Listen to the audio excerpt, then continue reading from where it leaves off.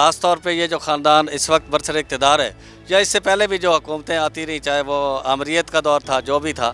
तो तालीम कभी भी प्रायोरिटी नहीं रही। आप देख लें कि जो बजट तालीम के लिए मुख्तस किया जाता है,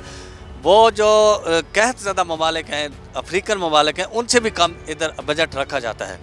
अब ये चाहते हैं कि ये नॉन प्रोडक्टिव महकमा है, इससे कोई हमें इनकम नहीं हो रही, जबकि आइन में ये दर्ज है, बल्कि पूरी दुनिया में तमाम तरक्की याफ्ता जितने भी ममालिक ने तरक्की की है वो तालीम की बदौलत की है, और ये तालीम से जान छुड़ाना चाहते हैं।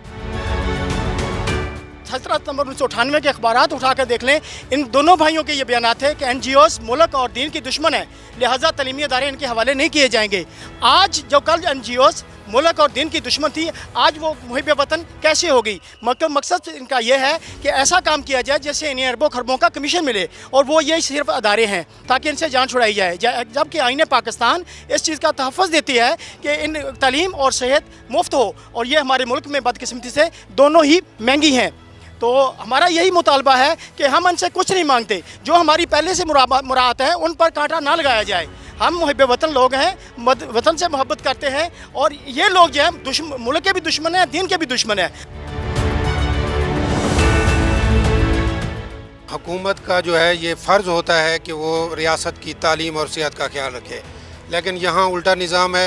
यहाँ आप देख रहे हैं कि हमारे जो इदारे हैं वो बेचे जा रहे हैं, हमारे असाज़ा जो है वो नहीं भर्ती किए जा रहे, और लीव एनकैशमेंट और पेंशन के हवाले से असाज़ा को बहुत परेशान किया जा रहा है, बल्कि पढ़ाने से जो है समझ लें रोका जा रहा है, और ये अपने बचत करने के मामले में जो है ना वो आगे हैं, जो इतने अरब बच गए हैं, जबकि जो है तालीम तबाह हो रही है। आपने देखा होगा कि प्राइवेट इदारों के अंदर हमारी बेटियां जो हैं, जो MSc हैं, वो 5,000 10,000 में पढ़ा रही हैं। तो मुझे बताएं कि इस तरह की तालीम जो है वो कैसे चलेगी? आप देखें कि तरक्की याफ्ता ममालिक के अंदर 35 से 40% जो है वो तालीम पे बजट जो है खर्च किया जा रहा है, और यहाँ आप देखें कि तालीम को ख़त्म किया जा रहा है।